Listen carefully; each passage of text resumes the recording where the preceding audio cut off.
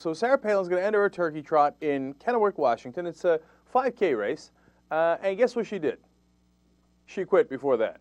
No, come on, Sarah, you can't do that. You can't do that. You just quit being governor, and you got a lot of heat for it.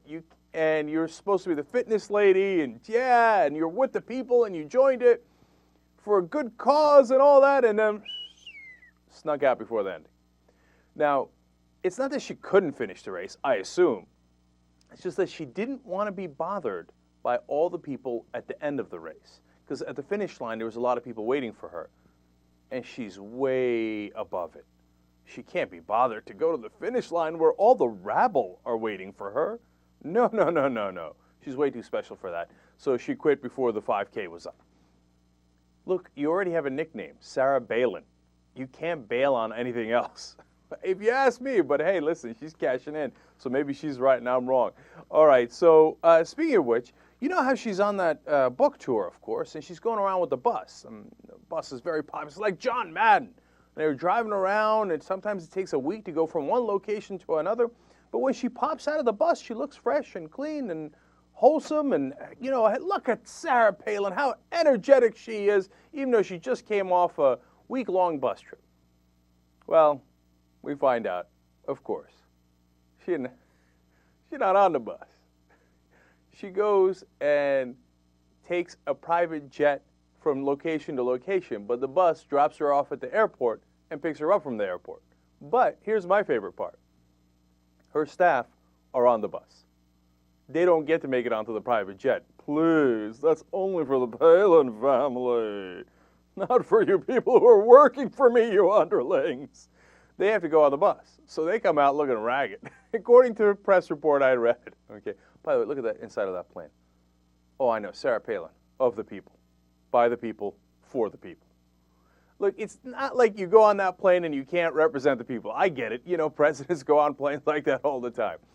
But the problem is you got that bus going around the country pretending you're on the bus. That's the problem, right? Oh my God, here comes Sarah. And she, you know, she hams it up too. She comes up. She's like, oh no, I've been on the bus and I've been breastfeeding or doing whatever she's doing and taking care of the kids. And then they take pictures of the bus coming out of the airport. Come on, that's awesome. No, Sarah Palin's on your side. All right, now one last fun Sarah Palin story for you. And then we'll mercifully let her go. She has a quote in her book, Going Rogue. It's a little unfortunate because she totally butchered it and got the wrong guy and the completely wrong idea. It is in the beginning of Chapter 3. Chapter 3 is cleverly called Drill, Baby, Drill.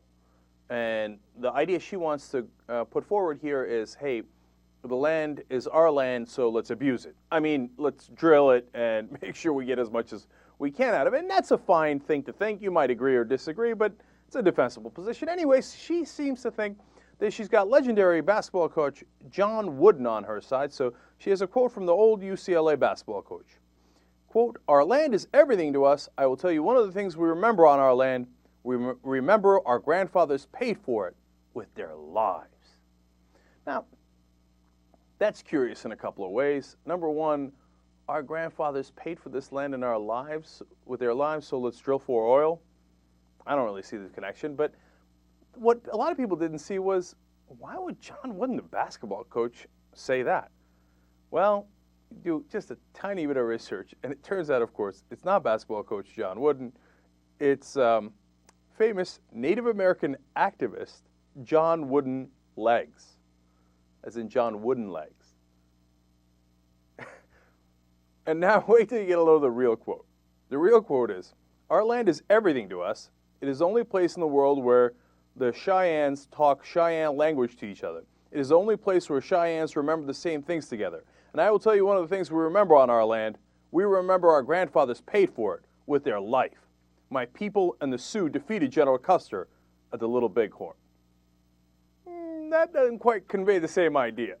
Okay, that doesn't mean, hey, you know what, Sarah Palin, go ahead and drill on our land because it's not a big deal. Our ancestors died fighting for that land, including against General Custer. Now, in fact, that quote was part of an idea to reclaim the land for the people.